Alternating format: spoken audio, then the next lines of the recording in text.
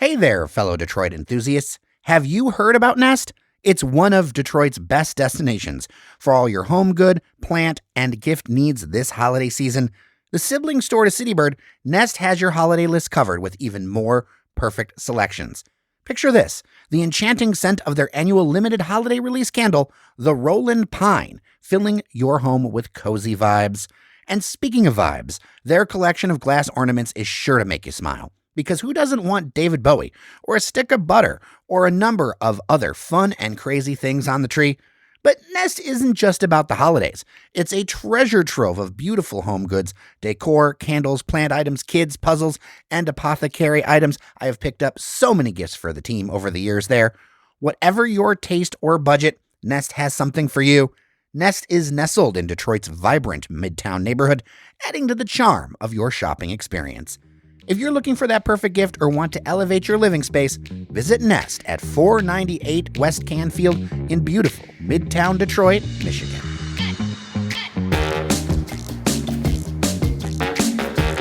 Hello, everyone, from the Daily Detroit studio at Techtown. This is, of course, your Daily Detroit, sharing what to know and where to go in Southeast Michigan.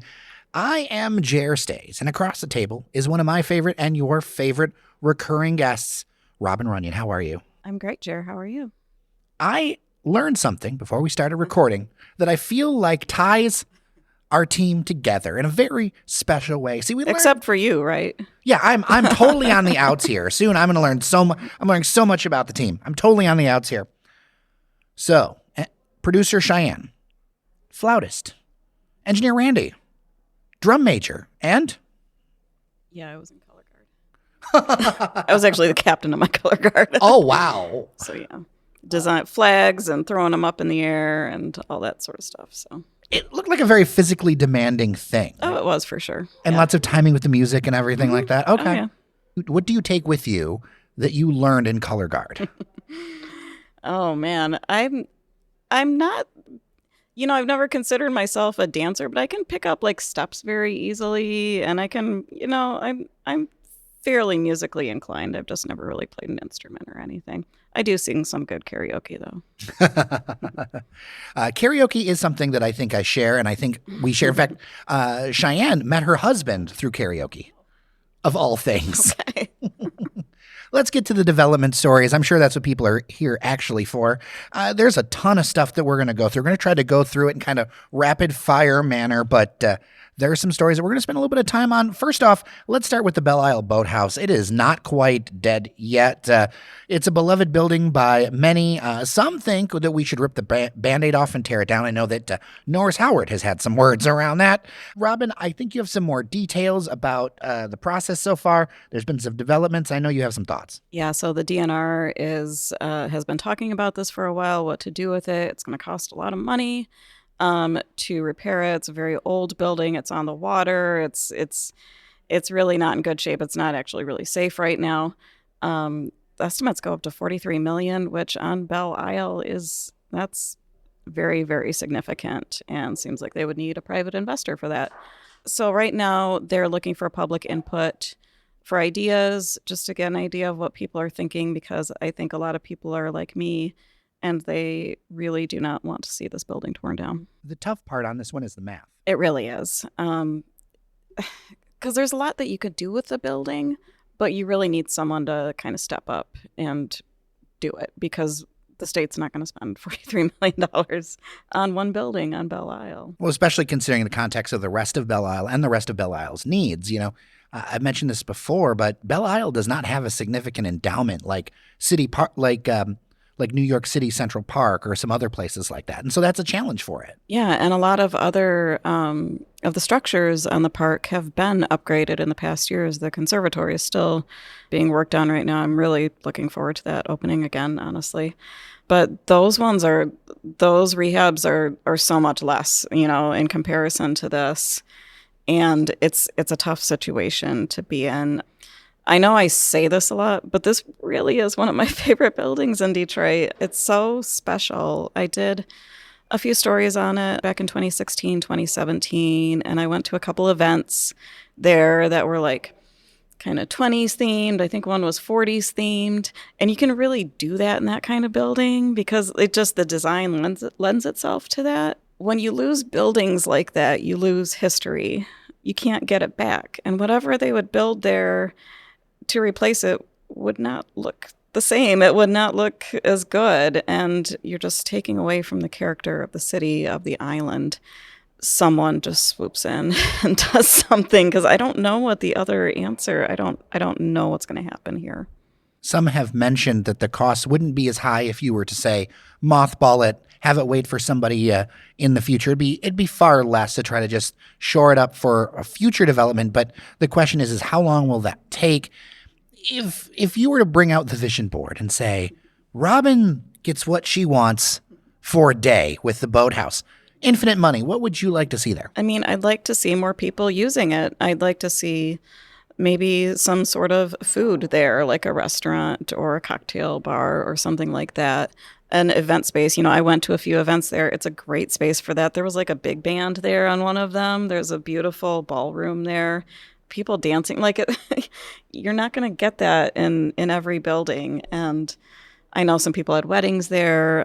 For a while, they were using the building quite a bit. So I just want to see people in it and using it. And it would be great if the rowing club could stay there because they've been using it for decades. But just to get people in there, just to appreciate what it is, whether that's food, cocktails, events, whatever they can do with it. I've been there a number of times over the years. When I was younger, my grandmother would take me through there because she had a lot of boating friends and things like that. It was in much different condition in the 80s and 90s. Time is really ticking on a lot of these buildings. I feel like you got to go for the big shot on this one. I feel like this is the kind of place that if you do it right with the right kind of restaurant, the right kind of vibe, that you could charge infinite money for people to stay there. Even if you live in the region, it's the kind of thing. Belle Isle needs some more truly signature things where you're like, you know what? I am going to get on a plane and I'm going to come to Detroit and check this out. And a redone Belle Isle Boathouse. I know, I get it. People would, of course, want it to be as cheap as possible, whatever, but these older buildings require so many resources to get done. I feel like that is the way, and then you open the doors to the public for the restaurant and the rowing club and things like that. But I think that we could affix some more jewels and polish up some more jewels, especially having traveled to a number of parks around the country that, could just help lift up all of the island. Yeah, and we've both been to places this year. We've been to Book Tower. We've been to the new Cambria Hotel. These really cool old buildings that now people can just go to and see and enjoy. They didn't tear them down, and then they're beautiful kind of standout projects from this year, and they're going to be places that people in the city will go to for a long time. I can't help but wrestle with the irony, I was over at Michigan Central taking some pictures the other night. I posted them up on Facebook. People seem to like them on Instagram and stuff. And I remember my dad, when I went to Michigan Central, I was on one of the last trains to Ann Arbor and back just to see it because my dad was convinced it's going to be torn down. There's going to be no chance that this will happen. I'm sure that my dad would be glad to be wrong about Michigan Central. But there is an irony. And you and I both have seen this, where there was that period where it's like, well, we need to tear everything down, all this other stuff. But now the buildings that have that panache, you have that history, they're the ones that people actually want to be in. And some of the newer construction, frankly, it's like, okay, I'll go there, but it's not as, there isn't a spirit to it. And I think that reflects in the desire that people have to enjoy those buildings. Yeah, I mean, when people go to visit a city, a place, they're going to remember the people and, what they do, their experiences. And they're also going to remember parts of the built environment that they don't get in their own cities. We were so lucky in the 20s that we had all these beautiful buildings built. People aren't necessarily going to remember the 5-story apartment buildings that are just going up all over the place, all over the city, which we need, but that's not memorable. And this is one of those buildings that I really, really hope that something can happen with it. Something I've learned over the years is that people do not remember always exactly what you told them, but they do remember how they feel. Absolutely. And that's a big part of it. Let's go up Woodward a little bit. And one of Detroit's icons of incompleteness has been the perfecting church at 7 Mile and Woodward in the city. Recently, the city has been putting pressure to get something moving over there. It'd been sitting there. This project has been dragging on for 2 decades, for 20 years. Progress first got it started in 2004. There was a bunch of stops. Robin, what say you on this and some of these new plans? We'll talk about it for listeners. Yeah, so there was a story in the Free Press last week about kind of an update on the project. The city threatened earlier this year to just tear it all down if they didn't do anything. So now the developers are saying, wait, we got something going on here. And some of the things that they're saying, just 70% of the interior phase of the building will be complete by April 2025. 70% of the interior of the building in a little over a year. Okay. This has been dragging on forever. And then the price tag on this just keeps going up. And they might build a parking deck, but that might be too expensive as well. This is another, they're saying like 21 million, 43 million, 56 million. How can it cost so much to build something so ugly? Like, seriously. Wow. Yeah. So I think for me, aesthetics aside, it's the sponginess of these plans. And I mean, look, I've driven by this thing a ton of times, and maybe it's its incomplete state or whatever, but it's not one that's a looker in my book either. But, to each their own when it comes to aesthetics. When it comes to, hey, are we actually going to do this thing? This plan still, to be honest, feels spongy. And it also feels like, because people are connected, which it is perfecting church, it's very well connected in the city, I feel like there's kind of a pass being handed out here. Oh, for sure. And, when this was originally brought up, they were going to build like condos, and it was this whole big thing. And now it's just this church. And I'll be honest, I'll be transparent. I'm not a fan of mega churches, and I know a lot of other people are not as well. But this just seems like they're saying, here, this is still happening. Don't tear it down yet. I think for me, it's just about making sure that whatever is agreed upon actually happens and there's checks and balances for it. Because there is this feeling that I get, and we know this from a number of developments, right? Like, fool me once, fool me twice, fool me 3 times. Sometimes I feel like I'm fooled 6 times. I feel like there should be at least some sort of consequence, or let's have a realistic plan of what's actually going to happen.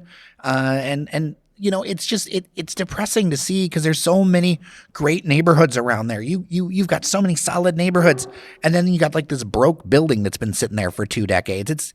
It's kind of sad. Yeah, I mean, I passed it on my way in as well, and it just looks the same as it has looked all these years. So, yeah, well, like many developments that get started or are announced, TBD. Something you mentioned over on Urbanized Detroit, a pair of office buildings and land between downtown and Corktown, they've been sold. We have talked about this a few times on the show. I don't know if we have, but I know that Dev and I have. These are buildings you can see from the Lodge Freeway. I feel like there's a lot of potential for them. There's one that's 11-story, one that's 21 stories. They're over there near the bus station. But you're right, you're a block and change away from a little strip of stuff happening, and you got a solid chunk of Corktown. Yeah, there's this weird surface parking lot across the street from it, but I think there's so much potential. I'm glad to see some movement. What are some of your thoughts? Yeah, I mean, I think this is potential is the right word, because it's right in between downtown and Corktown. You're going to have the big park, not that far away. But that area there is kind of a dead zone. There's just not a lot going on. So if they can activate the buildings, bring in people to either, office or hotel, whatever they're going to do. And then they have all the parking lots there too. So whether it's a parking deck, which likely would happen hopefully there, but just we would love to see more go up over there, since it's just kind of flat. It's kind of amazing how just a couple of blocks can make an area a dead zone, especially when you've got kind of the missing teeth of, these parking lots along the street. And I'm not saying there's no parking needed, but we really need to think about contiguous street walls and contiguous ways to say, okay, I can go from that building and I can walk up to James Oliver or something, and it's going to be a good experience. I know a lot of people think about it in the context of driving through, but when you're talking about neighborhoods like Corktown, it's about that that urban fabric? So that's right by the bus station. And earlier this year, I took the bus to Toronto. I parked a little bit further away. And so, yeah, I did walk through that area with my bags alone. It's and sometimes, if you're a woman, it's not always, if you don't have a lot around you, you can feel very exposed. I think people don't realize that. I think a lot of people who watch development, they don't think about that other side of things, to put it politely. Yeah. Now, we talked about this a bit on the Friday show, but as development is your bag, I wanted to circle back a little bit and ask you for your quick take on the Hammer and Nail building and the conversion from apartments to a hotel. They skipped on the idea of making it condos. Devin tends to think there's a softer market for it. What do you think? I'm really interested to see this plan. It was a surprise to me, and I don't know how they did with leasing and everything, but we've definitely seen in the past couple of years that Detroit needs more hotel rooms, and this is one way to do it. You have everything kind of set up, although they're going to make more rooms. They have like 72 apartments. They're going to make 92 rooms. I think it's interesting because right next to it, you have the Mid, which was announced in 2019, 2018, and was supposed to have a hotel component to it. There's nothing happening right there. The progress on that has been below Mid. Yes. You do have the AC Hotel right down the street from it that Roxbury is also working on. So it's nice to see that hotel room just kind of go down Woodward through Midtown. So I think it's a cool plan for it. Like, it's the first in the country of its kind for Marriott to do. That's kind of this extended stay apartment style hotel. So I think it's a smart way to use kind of buildings that are already built out for it. Have you seen yourself or the pictures of the stuff at the old Bonsdale Theater or Temple Bethel, which is going to be part of that AC hotel, the event space there? They've taken off that facade, and oh my gosh, stunning. Yeah, that's really exciting. I walked past it on Noel night as I was walking to Campus Martius. It's really cool what they're doing down there. Another building that's going to be saved and used, which we love to see. A listener I know, and you've got some information as well, wanted a quick update about a project that's happening over on Michigan Avenue. And it's a $18 million affordable housing project. Let's talk about it a little bit. Yeah, someone I know was actually asking me about this site a while back. So it's nice to kind of get more solid plans here. So it's an $18 million affordable housing project, 39 units of housing on Michigan Avenue. This is in Southwest Detroit, near one of the big, Prince Valley, I think the supermarket. It's right by there. They broke ground on it. They just did that this week. I will note that they're deeply affordable units. So this is something that I think it is for folks who, I think it's, I want to say it's like 30%. They won't pay more than 30% of their income on rent. So that's creating another opportunity, because I know that a lot of people are worried about, well, if these new things are being built, where are people going to go? Yeah, and it's nice that it's adding density to that neighborhood. Southwest Detroit is already very dense as is. You have a ton of single-family houses. You have a ton of old apartment buildings. So this is bringing more. It's right on Michigan Avenue, so you have kind of that transit available with the bus lines and everything. So it's a win for the neighborhood. Now, a couple things before we go. Let's talk about what you think, in reflection, are the three biggest development themes for 2023. It is the season. We are coming towards the back half of December for kind of a look back and a look forward. It's important to take stock on these things. So what do you think are the three biggest development themes for the past year? So I think first is one that we will see next year as well, and probably the year after that, and that is hotels. We've seen the Roost Hotel at Book Tower open. We've seen the Godfrey Hotel open. We've seen the Cambria Hotel open.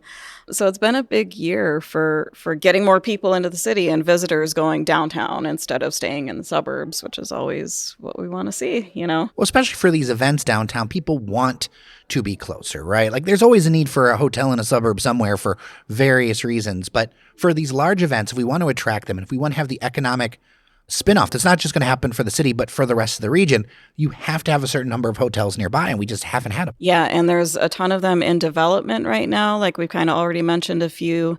I think next year we'll see the one starting to go up next to the convention center, which is going to be huge. So yeah, that's going to be a continuing theme through the next few years. And since we're talking about people visiting, but I'm kind of curious because we saw something last week about maybe a connection between downtown and the airport with Amtrak and stuff. I'm very curious for listeners who are out of town that who visit. How do they get from the airport to wherever they're going in Metro Detroit? Like, I would love to take a short survey just to see, because I generally, when I go to cities, I either take transit, I take an Uber, I take whatever, but we don't have a ton of options in the city. I definitely want to hear from some expat or some out-of-town listeners on this one. For me, I could add the experience that when I worked corporate, there was always a car ready, right? Uber or a Metro car or something like that. And that is something that car rental is a big one too. Like I've talked to a few people who've come in and say, hey, I'm going to go downtown. I'm going to visit family on the east side or whatever. I need a car to do that. But I am curious as well, especially if you're just a straight up visitor. You're not, doing a bunch of other things. You're coming in to visit. And we probably could figure out from our friends over at Visit Detroit. I wonder if they've done a survey like that, or if they haven't, they probably should. Yeah, and as somebody who lives here who doesn't like to pay for parking, I've taken the Smart Bus, a few times over to the airport, which has its good and bad points to it. But sometimes it's pretty convenient. So, yeah, just interesting. So, getting back to what we were saying about the city. So, hotels is one of the big stories. I felt like it's kind of a weird way to put it, but threats of demolition seem to be a very big recurring theme this year. We saw it with Perfecting Church. They were like, hey, this has been sitting here. We're going to demo it if you don't do anything with it. We saw it with that big building on Grand River.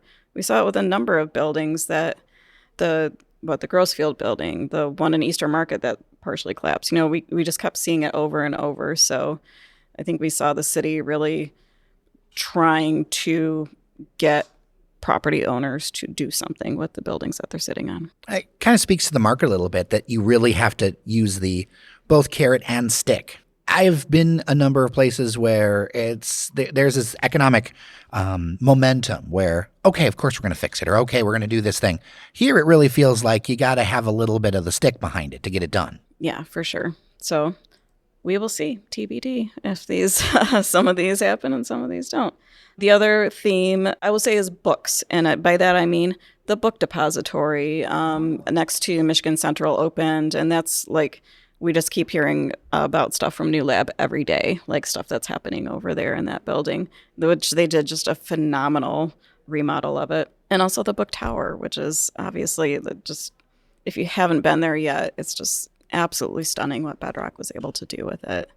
We're very lucky to have that building again, and it's one of the most beautiful buildings now. It was one of the ugliest buildings in the city for a very long time. It kind of looked like an extra tall Ghostbusters headquarters for a while. And I mean, I always knew it was beautiful underneath, but the first time that they cleaned off the grime, and you realize what that building was supposed to be, even though I thought I knew the building after being around I had never seen it gleaming so much, and it was almost it was emotional because I had never seen it like that. And it really feels like Dan Gilbert said, the money, all of it, here you go. Yeah, for sure. And I'll add a sentimentality to it as well.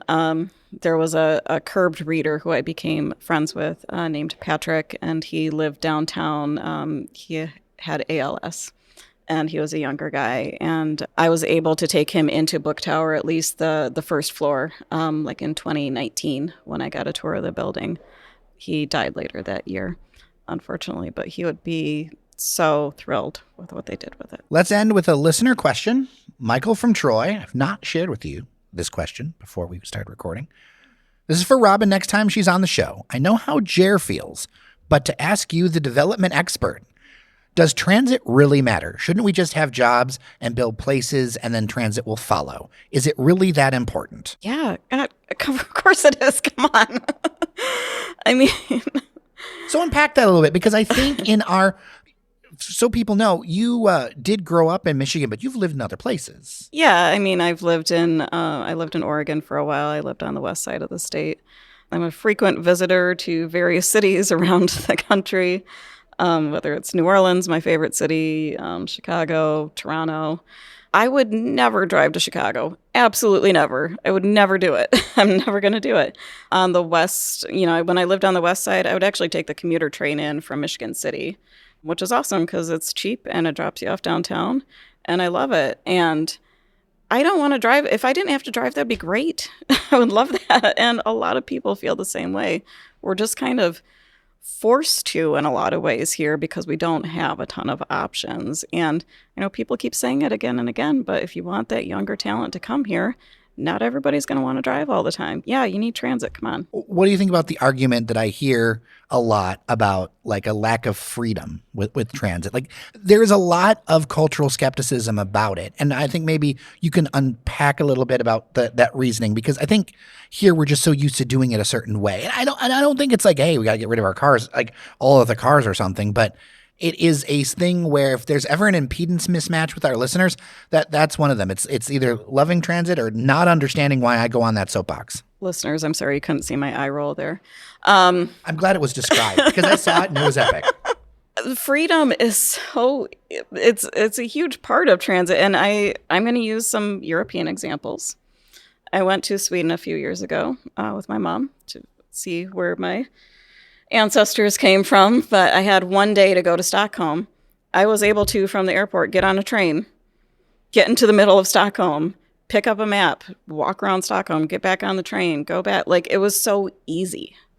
And that's always been the way in Europe. I've never driven in Europe. Like, I shouldn't have to. And I think there is more freedom in having choices than just being resigned to driving your car around. All right. I think that's a good place to end it. Robin Runyon, Urbanize Detroit, and of course, multiple places, social media. It's so good to see you, and welcome to the new Techtown studio. Thank you for having me here. It's a lovely place, and I will probably stop by when I'm not talking into a microphone. It'd be wonderful to do.